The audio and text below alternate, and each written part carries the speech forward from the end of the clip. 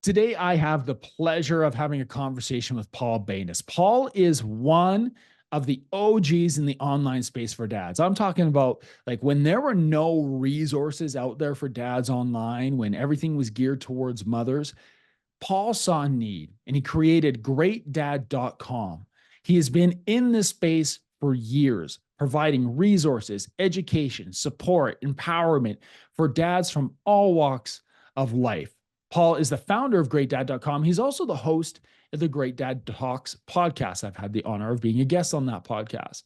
But today's conversation is going to center on Paul's journey, how he grew up with a single mother without a father figure, and how he transformed into a dedicated father who embraced fatherhood at the ripe age of 42 when he first became a dad.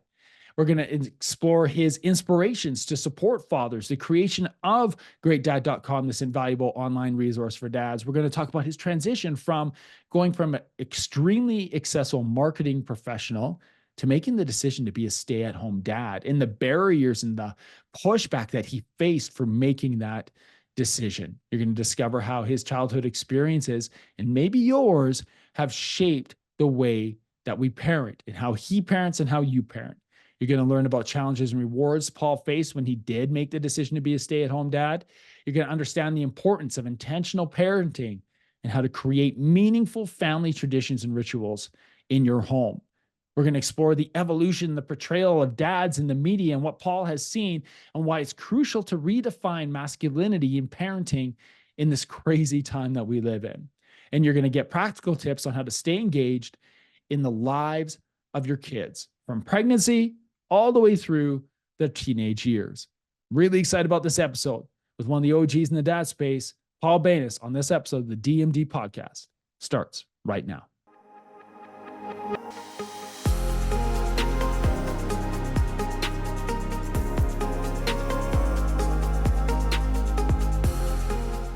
Paul, welcome to the Dads Making a Difference podcast. It's good to see you today. Thanks for doing this. Yeah, thanks for having me, Cam. Man, I liked being on your show, the Great Dad Talks podcast. That was such a blast for me. And it's cool to be able to have you on here as a guest. And don't often get to do that with guys. So thank you for agreeing to come on and maybe take the different seat in this conversation. Yeah, looking forward to it. So I know that you're passionate about helping fathers. Like I said, you have the Great Dad Talks podcast. I had the honor of being on there, but guys don't just create projects like that out of the blue. Like there's always a story behind the mission. And so I'm curious if you don't mind starting there. What is a little bit of your background for the guys who are listening to this? And how did your background shape your mission with the Great Dad? Yep. Way back, my parents were separated when I was 2 and divorced by the time I was 4. My dad moved away halfway across the country. He was a lovely guy, but I didn't see him that often, unfortunately. And I was always kind of wishing he were a bigger part of my life. And my normal was a single mom, and I was a single child of a single mom, and that was just it. I didn't know what I was missing out on until I think really later on when I became a teenager and then a young man. How many things in life I didn't have a clue as to what to do because I didn't have a male figure in my life like that. I had other role models, positive role models as men, but there were just tons of things that I just was clueless about. And it put me at a disadvantage, both I think socially and emotionally, not to have a dad present.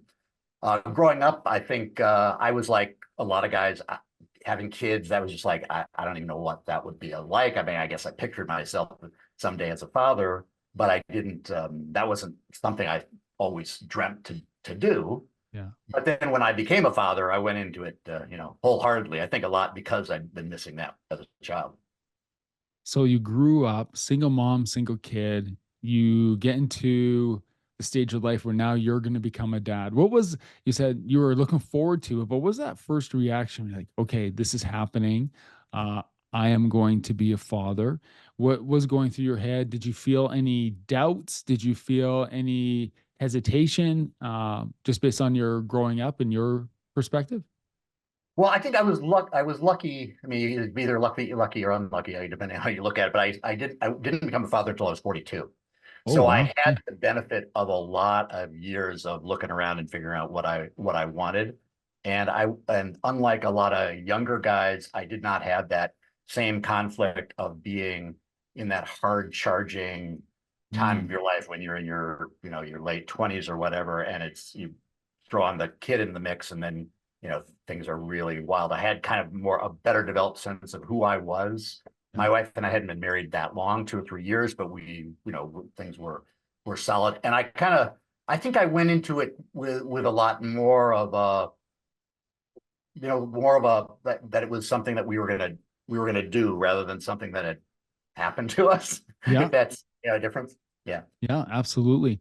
But you're 42 when you have your first child. So you've lived life. Like you have a lot going on at that time. What was your background? What were you doing at the time? And how did that shift when you became a dad? Yeah, well, I'd gotten an MBA in international business. I'd worked in advertising and I'd worked in global brand management for the last things were in at Unilever and Visa and Yahoo. And I was traveling all over the world. My wife has the same similar career in marketing. We were both traveling all around the world all the time. Mm, So we went from not having a care in the world and meeting up in kind of romantic places all over the world to suddenly having another person to kind of yeah. to manage. I was really lucky with the first one is that we had my mother-in-law staying with us, so we were able to kind of continue on with that for a while. But when the second one came, that's when we really had to make some decisions about how to raise our kids.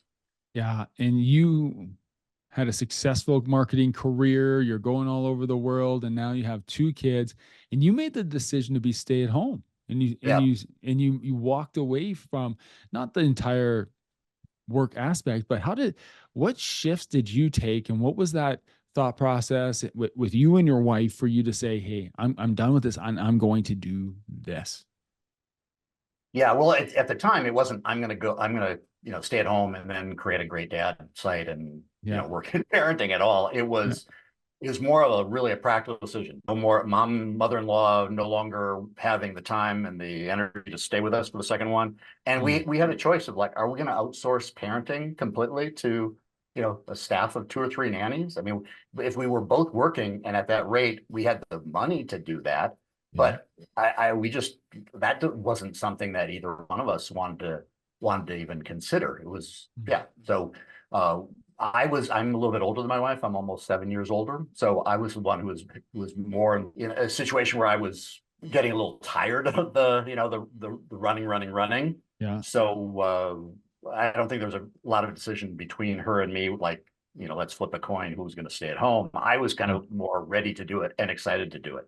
But it was I mean, back then that was 22 years ago. Mhm. That wasn't something that a lot of guys did. So Right.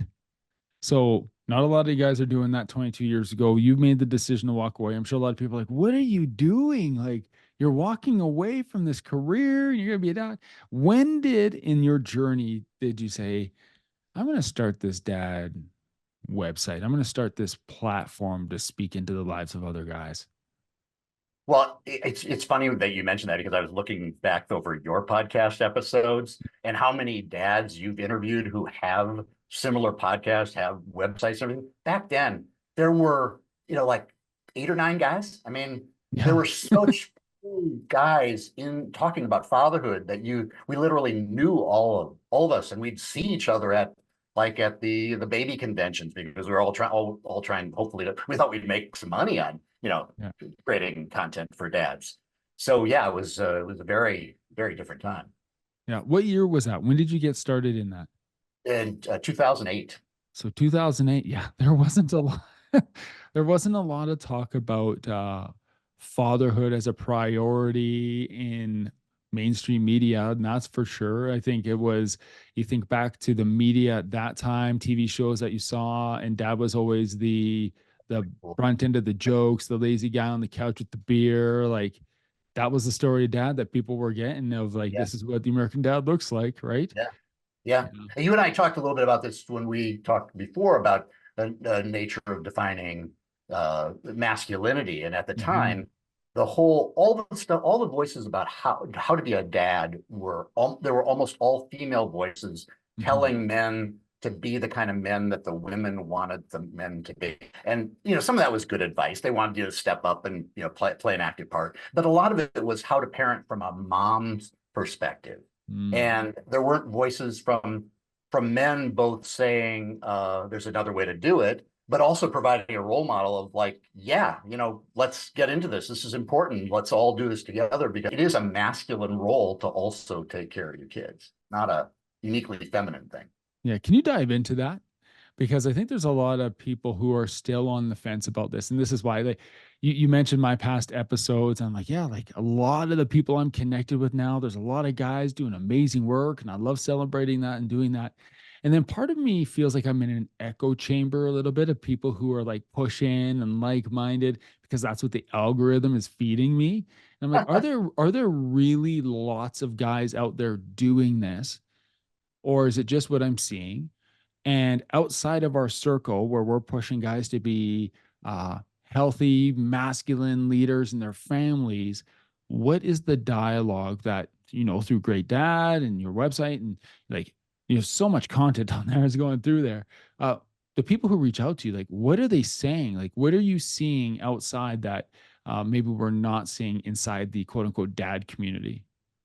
Well, I think your instincts are probably right, and I mean I'm being fed with the same algorithm, so I guess the two of us probably do speak to more men who are their being a father is very important to them. At the same time, I kind of do sense a shift of a lot of men thinking about this role as an important thing. You see it in the media. I think you're seeing a little bit less of like the bumbling fool type dad. You still Yeah. see that to some extent. I'd love to see that change where Yeah. dads are elevated. But I did some research, a call out to dads to talk about this course I'm developing called the Intentional Father, which is basically Mm. starting at the very beginning and starting to develop the values that you want your family to have and trying to construct a family traditions and rituals and conversations around the values you want to impart. And I was surprised talking to some of the men some of them were interested in the course, but even the ones who weren't interested in the course were interested in the content.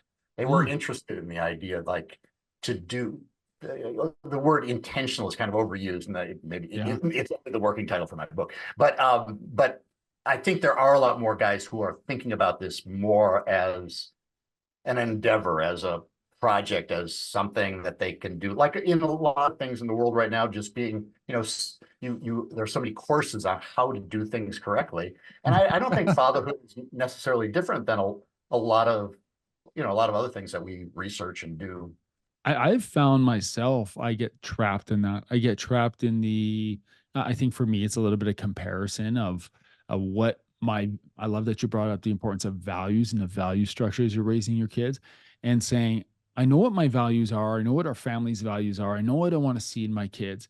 Now it's the act of how do I instill that in them? What am I doing? And it becomes less, I think, for guys we see on social media is what I see right now is these guys acting as great fathers, doing all these things, and they all have advice or steps and things to take. But at the end of the day, it does become a you thing where you have to implement it. You have to be present and you have to engage. And so I struggle with my own kids where I'm like, I know the values I want to, how do I do this? And I think that's where great dad is great as well. We have so many resources on there and perspectives as like a guy who's like, how do I start when I'm just going to be a brand new dad? Or you have a lot of stuff on there, like even the pregnancy stuff that you have is like, we're going navigating through this, what does this look like? What does this look like for me and my wife? What does this look like for me and my partner? What does it look like when I have go from one child to two children to three children? There's so many things we struggle with and face as men where we feel like we have to be perfect all the time in doing it. Yeah. Yeah. Well, I think a lot of it is trying to develop the kind of the muscle memory, the reflex on how Mm. to what to do. And I've talked to there's some other guys who started around the same time. I'm thinking of a guy named John Bedelman who wrote something Father. They're all the books called Something Father. But he was talking about he and I threw out there around the idea of whether dads need like a reminder app, like to remind you periodically. And that would seem like a really kind of a guy thing to do, is to have an app where you have you kind of gamify it. Did I Yeah. say I love you to my child? Did I say did I give a positive reaffirmation? Did I was I able to model one of our family values of honesty, for example, during the day, and then with other things, but to kind of make sure that that is becoming a process, a habit, an Mm. everyday type thing, rather than oh man, I haven't hugged my kid in a month. You Yeah. kind of regret. Oh man.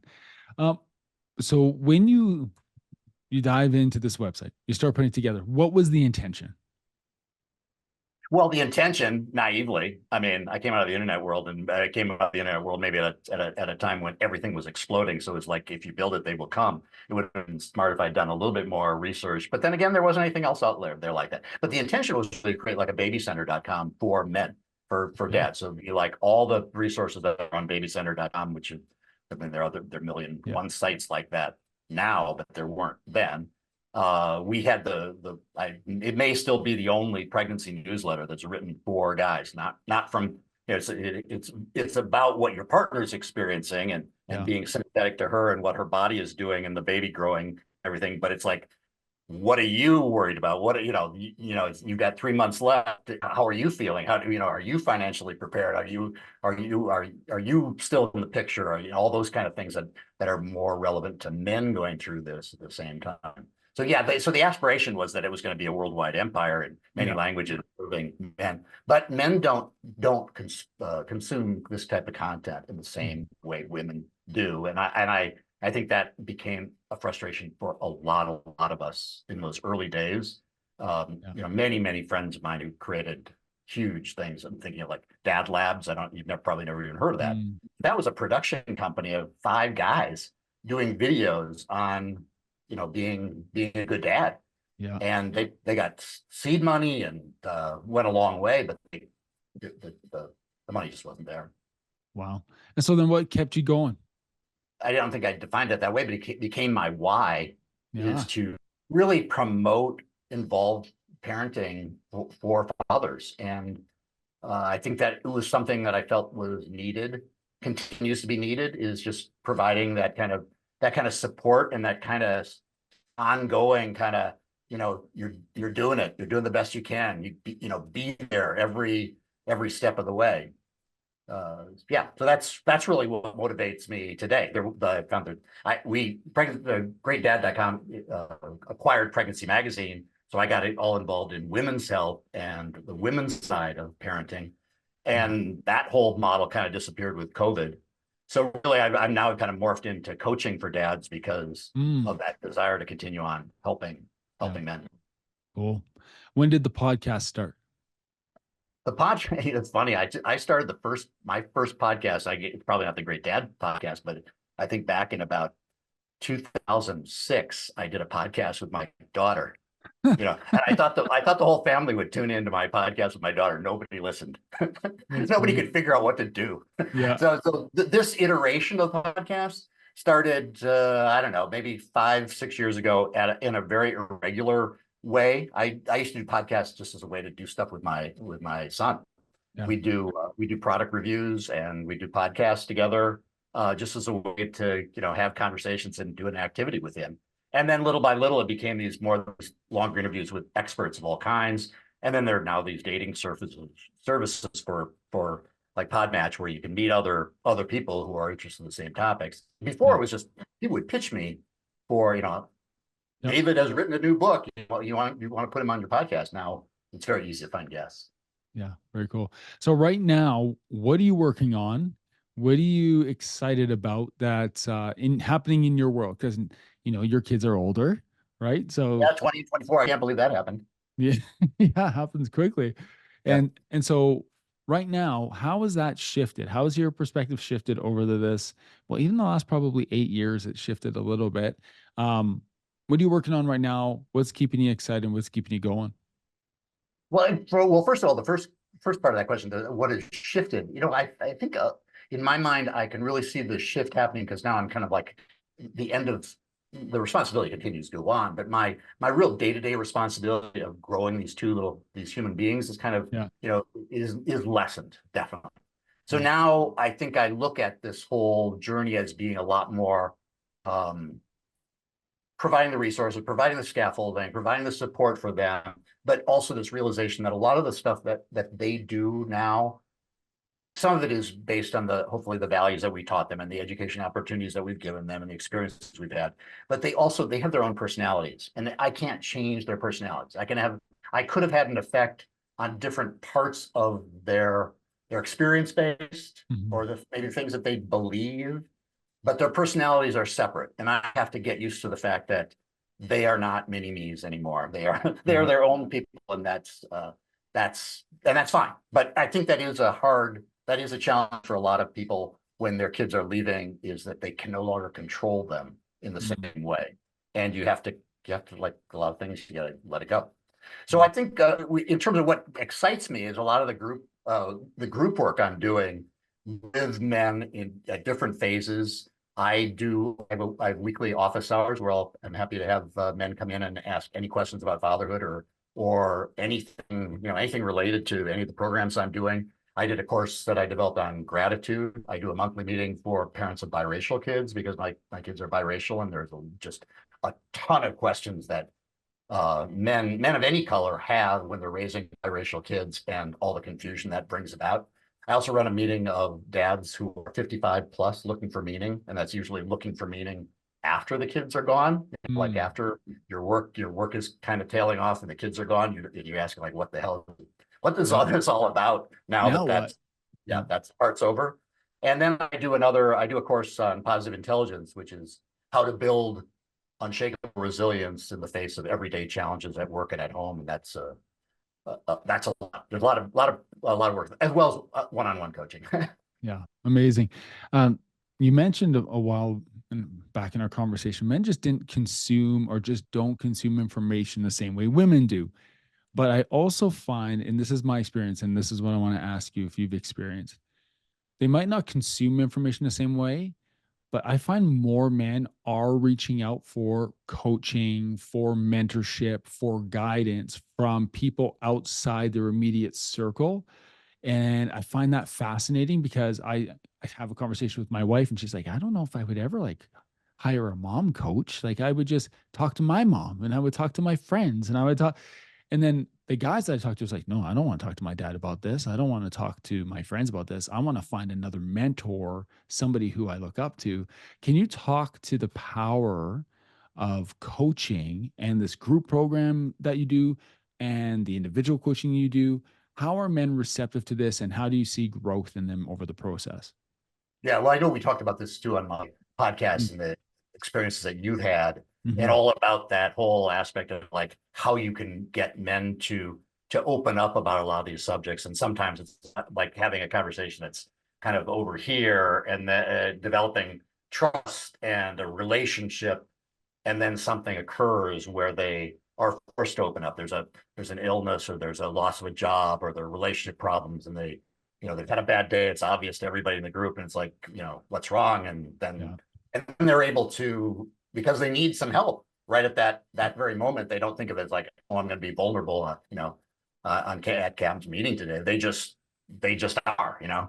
Um, and I do agree that it's just tremendously valuable. The idea that you can, especially with the internet, that you don't have to go somewhere. You can get online. You can have it doesn't even have to, it's not anonymous, clearly, but it's not the same as if you're meeting at a bar every week. Right.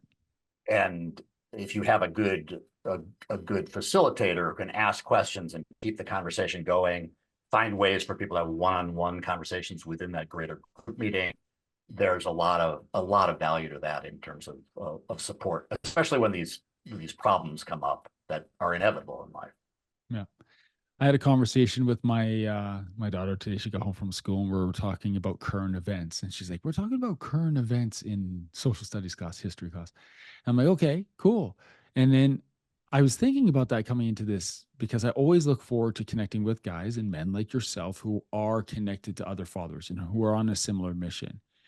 And I see in our own world, there are current events, current topics, current struggles, current things that are happening. In your world, working with the men that you're working with, what are the current events or the hot button issues or topics right now that they're bringing up most often that they need help with?